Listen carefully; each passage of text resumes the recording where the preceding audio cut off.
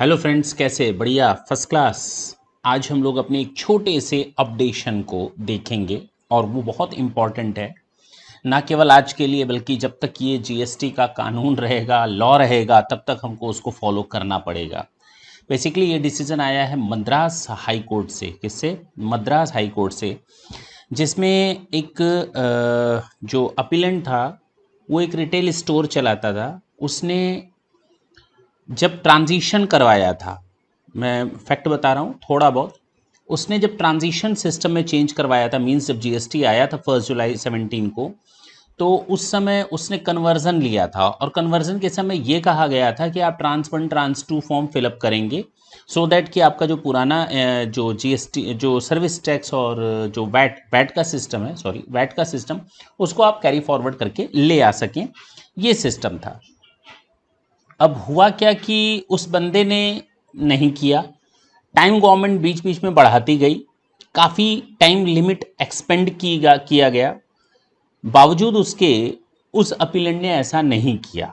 Clear? मैं उस particular person की बात बता रहा हूँ। अब उसने चूंकि अवेल नहीं किया और बाद में जब उसने अवेल किया तो उसको डिसअलाउ कर दिया गया। जब डिसअलाउ किया गया तो मामला पहुंचा हाई कोर्ट तक। ये प्ली दी गई कि ITC, because we have already paid the amount to the government, now this is our property, we are showing it in the asset side of the balance sheet and this is the property. और हम अगर देर से भी avail करते हैं then the government have no right to not to permit it. पक्की बात है। तो हाई कोर्ट ने कहा कि ऐसा ना सोचें कि ये आपका वेस्टेड राइट है। फर्स्ट ऑफ ऑल, ये आपका वेस्टेड राइट नहीं है। This is not your vested property, this is a concession which is provided by government to a person, and for the purpose of availing that concession it is mandatory for the person or the assessee or the taxpayer to avail it in the prescribed time limit. हाँ, आपको उस समय के अंदर इसको avail करना ही करना है। अगर आप इसको अवेल नहीं करते हैं और बाद में ये कहते हैं कि ये तो मेरी एसेट है, ये तो मेरी वेस्टेड प्रॉपर्टी है, ये आपका कहना गलत है। बेसिकली जो एक वर्ड दिया गया आईटीसी को, जो हाई कोर्ट ने एक वर्ड दिया है, वो आप समझें, ITC is a concession, not a vested property. अब मैं आपको ये 6-7 लाइनें जो इसके मेन पॉइंट हैं वो मैं बताने जा रहा हूं। कहता है द कोर्ट ऑब्जर्व्ड, कोर्ट ने ऑब्जर्व किया कि ITC is a form of concession granted to a registered person, first of all, not a property which a person can establish any right on that.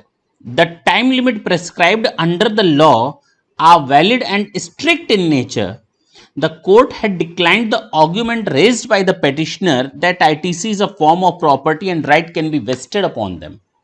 तो ये चीज आप बिल्कुल दिमाग में रखेंगे आगे से जब भी आप आईटीसी के बारे में कुछ ऐसा सोचें तो। Thus, the object and purpose of section 140 clearly, I'm not going to tell you what is 140, 117 rule number छोड़ देते हैं, हम अपने काम की बात पर आते हैं। To be finite, ITC has been held to be a concession, चूंकि ये रूल्स वगैरह या सेक्शंस वगैरह जो तो ये ट्रांजिशन के वे में थे, और ये जो डिसीजन दिया गया है ये ट्रांजिशन के अगेंस्ट दिया गया है, जहां पर एक पिटिशनर ने वो फाइल किया था ट्रांस 1 ट्रांस 2।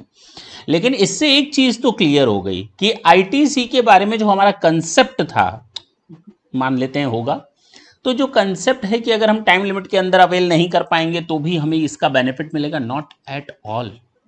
आज से हम लोग को, यानी कि सिस्टम्स को, अपना ये कंसेप्ट चेंज करना पड़ेगा कि ITC is not a vested property but it is a concession which is provided by a government to us and must be availed within a prescribed time limit. जी, तो कहता है ठीक है, बाकी तो आगे कोई मतलब नहीं है इसको पढ़ने का, लेकिन हाँ ये चीज़ आप बिल्कुल आगे से दिमाग में रखेंगे, it's not a vested property, it's a concession, that's it. Thank you. Next session में फिर आएंगे एक इंपॉर्टेंट अपडेट के साथ, तब तक के लिए टाटा एंड बाय बाय।